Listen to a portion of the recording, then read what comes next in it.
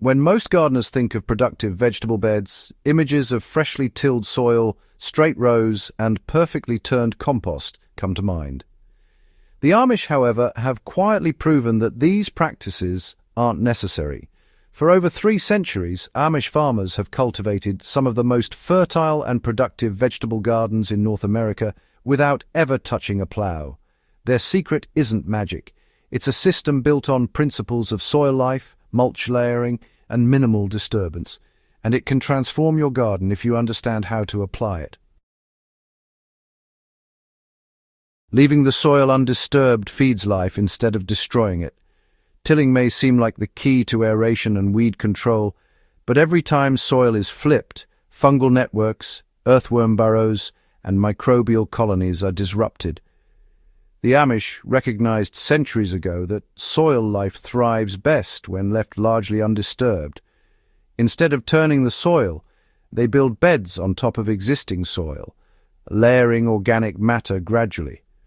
For example, after harvesting a crop, they may spread 1 to 2 inches of aged compost, then cover with a layer of straw, leaves, or shredded plant residue.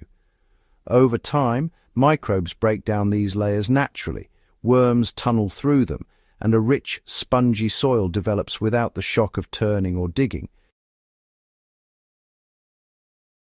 Amish gardens are often free of weeds, even in high-yield vegetable beds.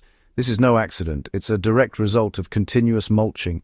Thick layers of organic materials like straw, leaves, and sometimes aged wood chips act as both a physical barrier to weed growth and a slow-release nutrient source for the soil. For practical application, aim for 2 to 3 inches of mulch over your beds, adding more as it decomposes. Unlike synthetic mulches, these organic layers gradually break down, feeding microbes and worms while preventing weeds from gaining a foothold. A key tip is to keep mulch away from direct contact with plant stems to avoid rot, but allow it to cover the soil completely between plants. One of the most overlooked techniques in the Amish method is building soil layers upward rather than turning it. Each season, organic matter, kitchen scraps, garden residues, compost, and shredded leaves is added on top of existing beds. This lasagna layering approach gradually raises bed height while feeding microbes at multiple levels. For example, a typical raised bed might start with a 2-inch layer of composted kitchen scraps, topped with 3 inches of straw, and then finished with a thin layer of finished compost.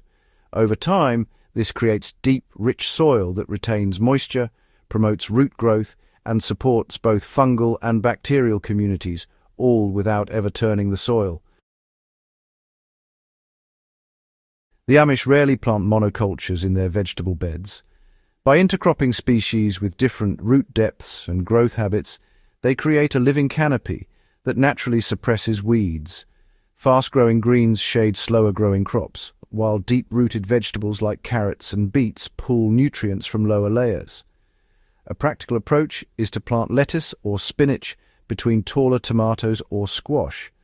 Not only does this improve land use, but the roots of multiple species feed a diverse microbial community, which strengthens soil structure and keeps weeds from establishing dense colonies.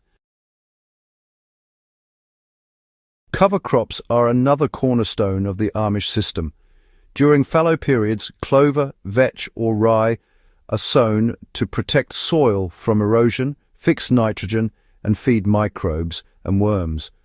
When spring arrives, these cover crops are either cut and left on the surface as mulch or allowed to decompose in place. For backyard gardeners, sowing a 1-inch thick layer of clover after winter crops and topping it with a 1/2 inch of compost creates a living mulch that improves fertility without requiring tilling. This practice ensures soil is never bare, keeps microbial life active, and reduces weed pressure naturally. Perhaps the most important principle of Amish gardening is patience and observation. Soil is allowed to recover naturally and inputs are measured carefully. Fresh compost, mulch, or cover crops are added gradually to avoid overwhelming microbial communities. For practical application, apply 1 to 2 inches of compost per season, rather than dumping large quantities at once. Observe how plants respond. Active worm populations, crumbly soil, and strong root growth indicate a healthy, undisturbed ecosystem. Adjust materials and layering as needed rather than relying on chemical fertilizers or herbicides. Applying these principles, no-till beds, layered organic matter, continuous mulch, plant diversity, and cover crops, turns a traditional garden into a living system. Worms and microbes thrive. Nutrient cycling becomes self-sustaining. Weeds are suppressed naturally. And vegetables grow larger with minimal labor. The key is to work with biology rather than against it, feeding the right organisms at the right time and avoiding practices that disrupt soil life. Over seasons, the soil becomes richer and more productive, often surpassing yields from conventional tilled gardens. If you found this guide valuable, subscribe to Soil Doctor and share it with fellow gardeners.